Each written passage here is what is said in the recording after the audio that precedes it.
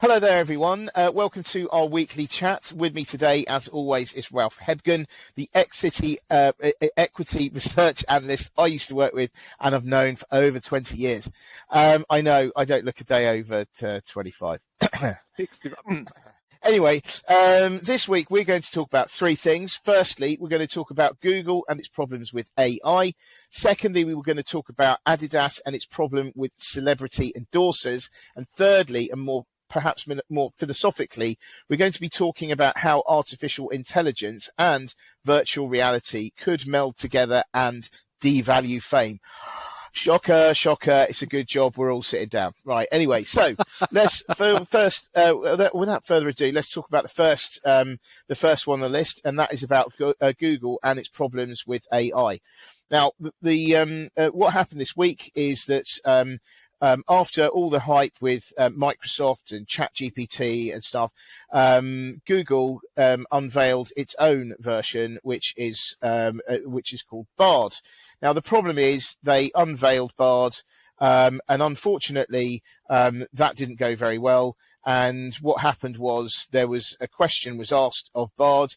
Bard got it wrong, and investors basically sold the stock and punished it hugely for making a mistake, implying, I guess, that they thought that actually AI is probably overhyped. They don't want to be part of it. Well, that's one interpretation. But anyway, Ralph, what was your take on those events?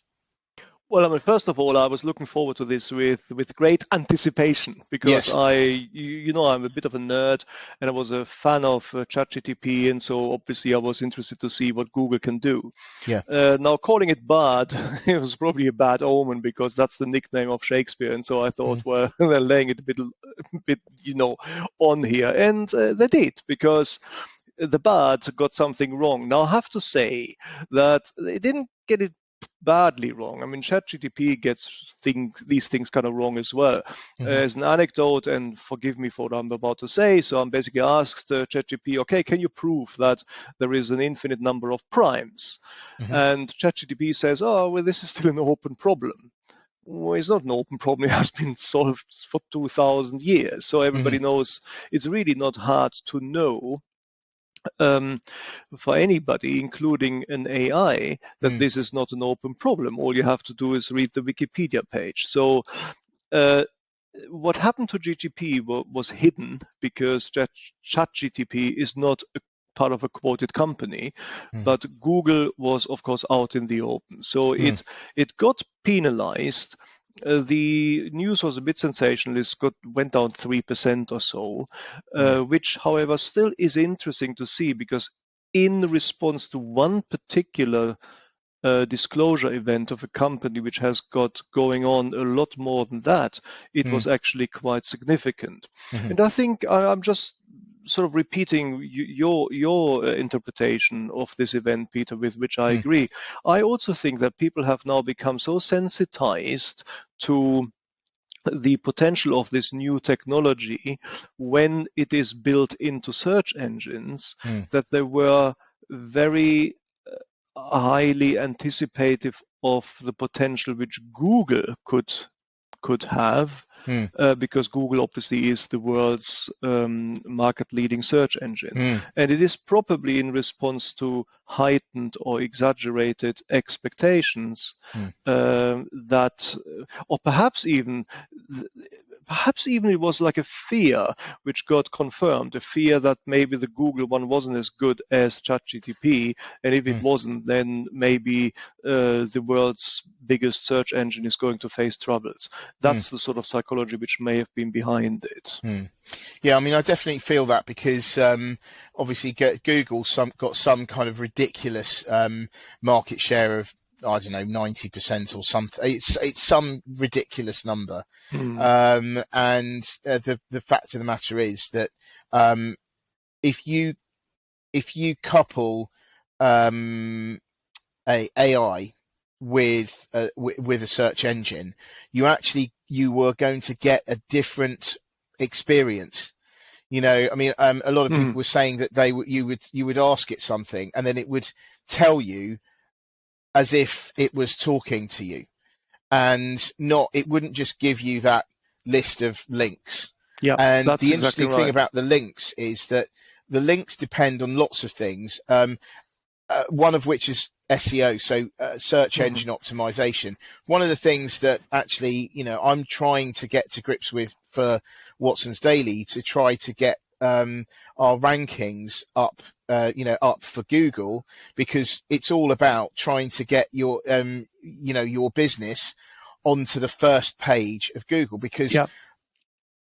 hardly anyone ever goes onto the second page. It's all about getting onto the first page, and you kind of think that, I mean, that is powered by paying, so you could pay to be further up, which is obviously highly lucrative for Google.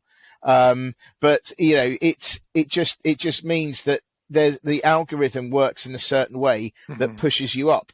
But the way that the AI would work in conjunction with it is it kind of scrapes everything, and so actually it doesn't. I would imagine that it doesn't. The SEO scores and how you get these tips and tricks and things of improving your SEO ratings are actually not as important as they won't be as important as they are now.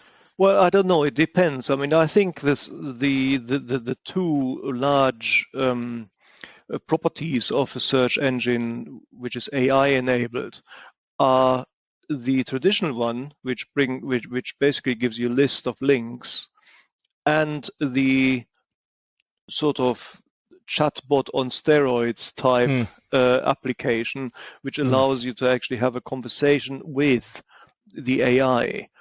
If it's integrated, it feels like having a conversation with the search engine. And I see both applications to be crucially important, because I don't want to have a conversation with the search AI. That's actually a new term now. It's not a search engine, it's search AI, which I just invented. Unless a I search actually... Search AI? As I? That's Right, good. Moving on. From the past, anyway, So unless I actually choose to have one. So in other words, I want to have a link, a list of links to the Wikipedia page, to this, to somebody's homepage, which I can look at and then research, which I can use in order to do my research, read the page, see the annotations, go on, etc., etc. And if I actually wish to have a conversation with the search engine, then that should be another property which I can also buy into. Then I can basically ask Google, how can I prove that there is an infinite number of primes, for example? It will help me do this. And I think I don't think one is going to replace the other. I think the search engines are just going to be more powerful and add another property or ability to their to the product proposition, which we haven't actually seen yet. But this is, of course, why it is important for Google to be able to do this, and that is why we had this share price reaction. Everybody knows that Microsoft invested 10 billion into ChatGPT, and it is planning to use those capabilities within its search engine Bing, which has currently a market share of like 0.1%. I'm inventing this. I mean, I'm speaking metaphorically. A very low market share relative to Google, and I think that is what people are anticipating here, that Google might actually just lose out market share against Bing. And there we are. Got a quick thing to say. It's ChatGPT. Yes. What do I say? I think you're saying ChatGPT. You're getting. I always get this wrong. Yeah, so this is terrible. GPT. Well, who invented this, by the way? They can employ me as a marketing consultant. Yeah, I'm sure can come up with a better word, one which I can remember. I mean, why couldn't they call it GPT or Chatty? Exactly. Chatty man. Chatty would be wicked. Chatbot, Chattybot. I mean, it could be fun, right? I mean, but why do they call it that? Anyway. Yeah, it could be fun, but I think mind you, your selection. it's like when pharmaceuticals companies, they come up with these blockbuster drugs and they go, oh, this is a really great drug. It's AZ58398-2E47. It's amazing. And you're like, yeah, okay, but could you please call it something that people can remember? But anyway, yeah. Exactly. So it is I do think this is very interesting. Future research, might hopefully get more relevant. It's interesting. It is very interesting. And there was a good article in Wall Street Journal that was one of the journalists did kind of road tested the kind of beta version of Microsoft Edge with AI on it as well, and she said it looked very interesting. So normally you've got a long narrow box where you type in your thing, but with this it has a big box and you could just do it as you're talking, and then it comes up with all sorts of things. So very interesting, and I don't think it's going to be that far. It's not going to be very far away. So that's probably why Google in particular really had to come out with something quickly, even if it was half baked. Google will develop this now into proper technology, and it's not going to be assuming it's got enough workers, of course, because obviously, like everyone else, it's been cutting headcounts and all that. But but I think they're using avatars now. Which kind of gets us to our next topic. I see what you did there, Ralphie. I see what you did there. Very good. Nice. So next thing is really talking about Adidas. And which I think I always say this when I talk about Adidas, do find it's a great story. The fact that Adidas and Puma were the same company initially, and then it was two brothers. For some reason, they fell out, and then one stuck with Puma, and the other one made Adidas, and it's called Adidas because his name was Adi Dassler, and there we go, and it goes short tape. I thought that's right. I always like that story. Anyway, what's happened is Adidas over the last few years, as with many other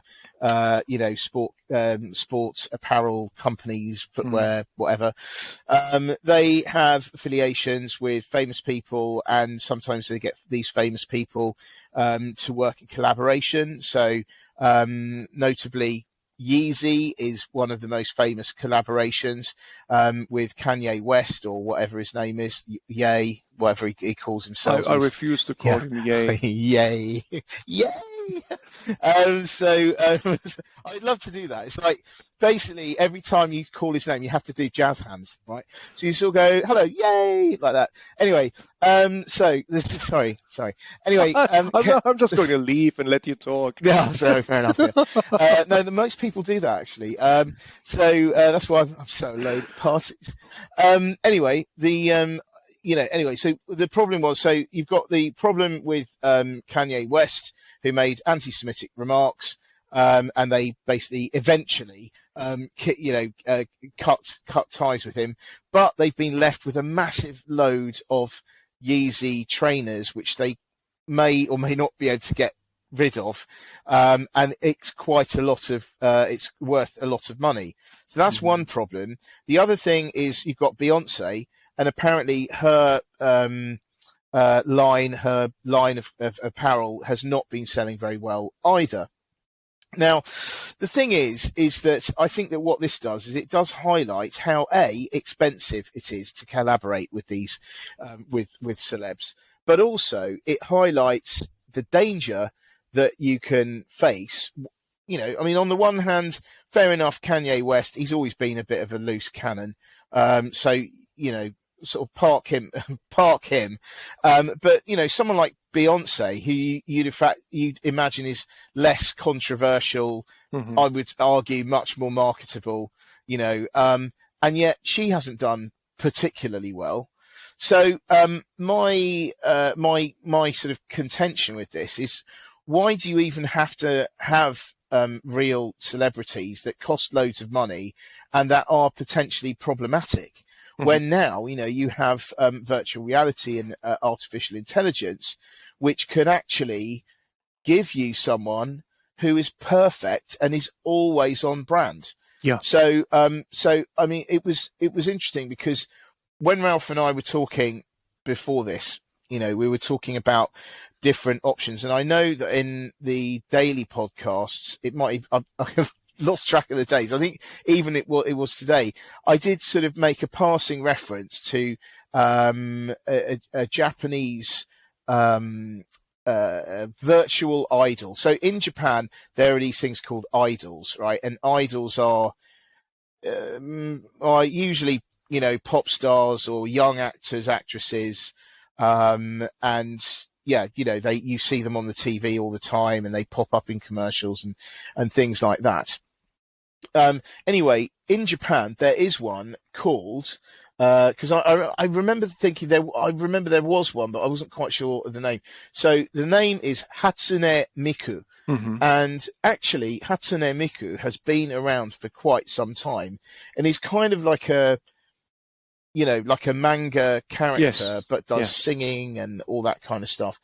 And is extremely popular, apparently, in Japan. So there was that, which I thought was very interesting. But then I also thought, wouldn't this be good for K-pop? Because K-pop is very manufactured. It's a huge machine of stylists and choreographers, songwriters, musicians. There's a whole sort of engine behind them. And then I thought, well, actually, why not? Why do you actually need some humans to front it, right? Because even like years ago, Damon Albarn and Blur. Damon Albarn from Blur, if any of you know who that is or remember who that is, he formed a virtual group called Gorillaz with a Z at the end because it's street. So Gorillaz, and that was years ago, and yet now we have the technology to be able to actually make a virtual group.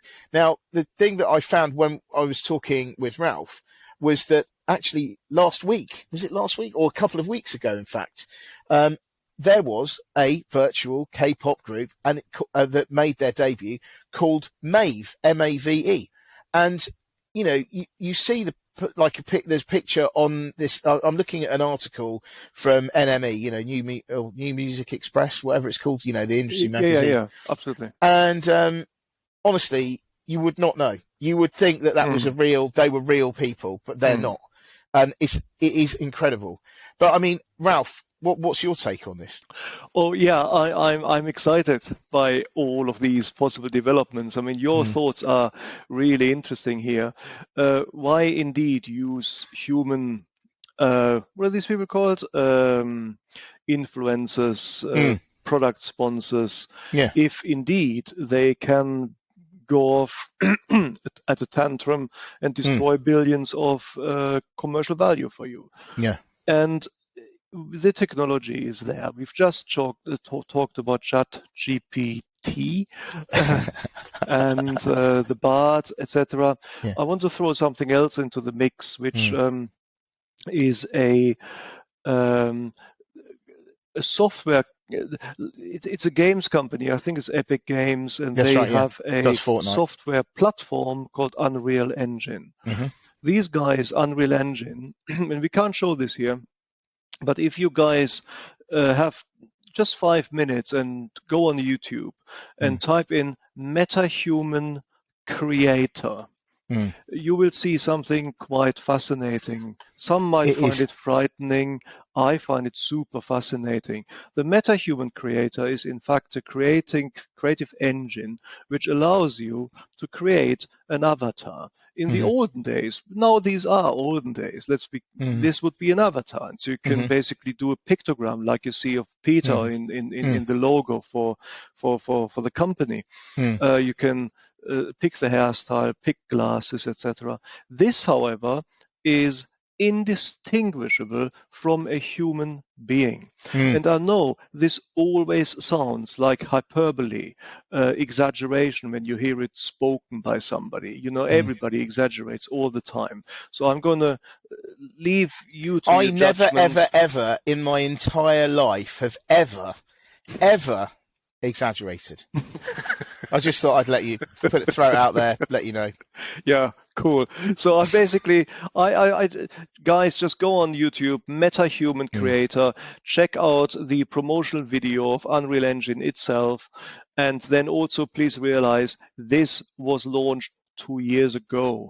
This is not even cutting edge anymore. Yeah. So if you look at the capabilities of creating images which are indistinguishable from real human beings, then combine it with technologies like voice imprints, which allow you to generate human-sounding voices, put them together with this type of meta-human creator, for example, if you so wish, then you can create a character, a fictional character, who can be, of course, a product endorser for you because they will be always on message and say exactly what you want. Yeah.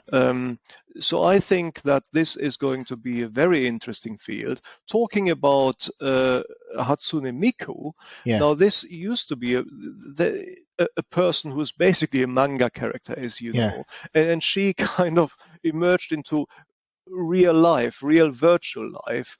She got disattached from her persona as a manga character who lives in a manga comic and sort of was launched into a wider world of the virtual world and is now able to do all sorts of things, as you say, and basically she's become a character in herself. And of course we can do this now. Then I'm pretty sure there's going to be a universe which is going to develop in which these various characters who we will then know as product endorsers interact with themselves, and this is going to be a very interesting, rich new community, which I'm also saying initially is going to be a little bit on the fringe, where it lives in the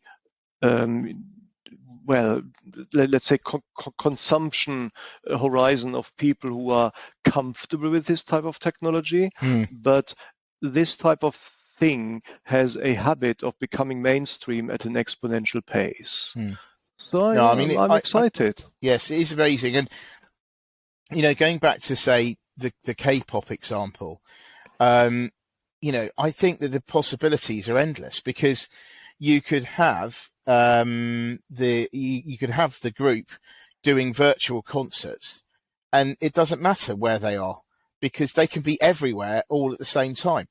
You could have fan experiences where you are having a talk with them, maybe on voice, absolutely.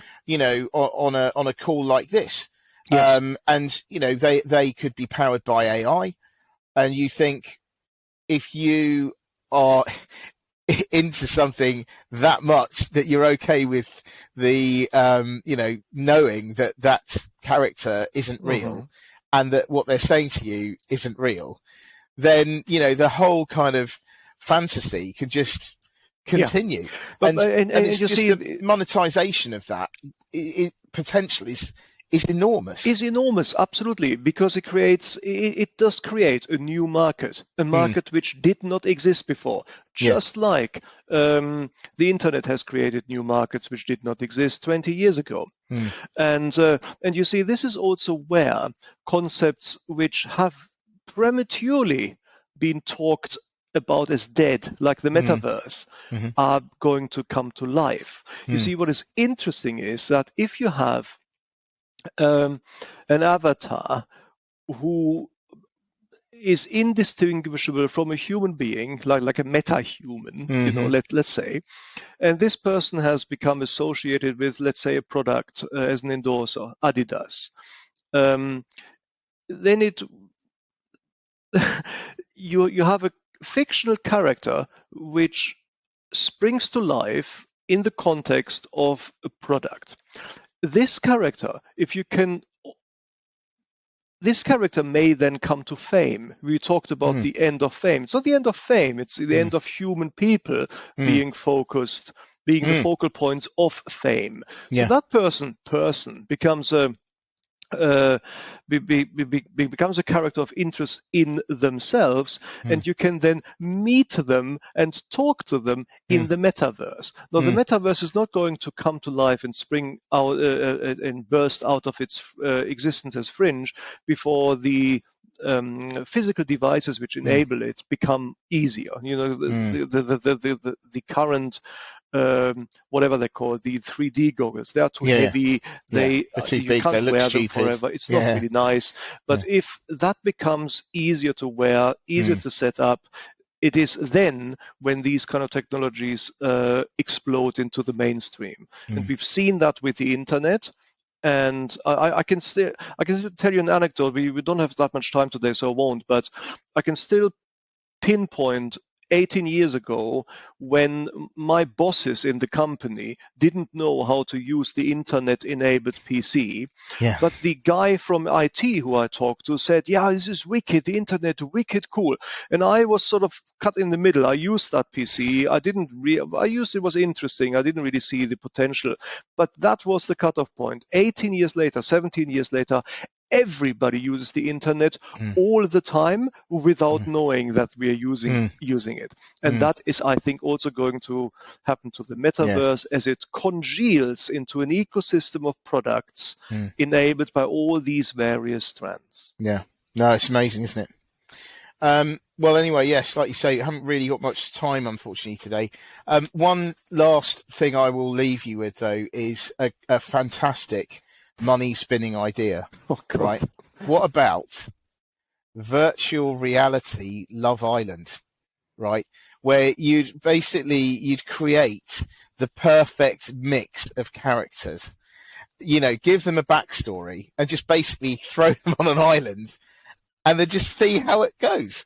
Like, no one will know. I mean, not even the creators. You could say, you can say, like, Dave, prone to exaggeration, extreme exaggeration, or he has a proclivity for for this or something. I mean, you could put some hysterical stuff in there. You can, and the thing is, you're not offending anyone because it's not real.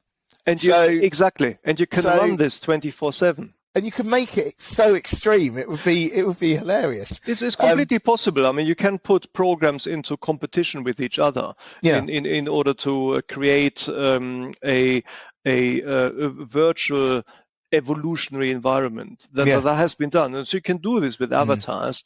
And then you can run it 24/7. Yeah, there is that's right. already something in, I think, the Nordic countries, or maybe it's Germany, where there is a AI-created hard rock track. It has been running without break for, I think, 10 years or so. Oh, my God. Or maybe not 10, maybe 5. But I listened into this. It's absolutely awful.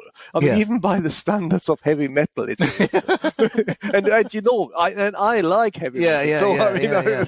Don't listen into it. But it's amazing.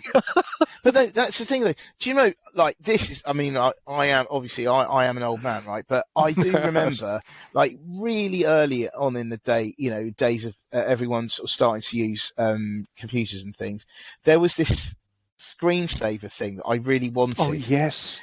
And it was a bloke on a desert island, right, with a little palm tree, and it would just, he would do things like he'd make his breakfast, and then he'd go fishing or something. That's and great. do something. And like, you'd come back to it and he would be doing something different all the time. Exactly.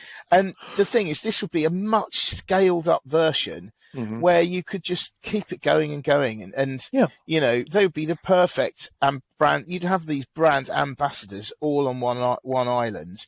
I mean, it would just just be amazing. You could get them to do anything. So it's a great idea. And of course, I mean, it's not that far-fetched. You may remember video games, simulation games they were called, SimCity and stuff like that. Sims, exactly.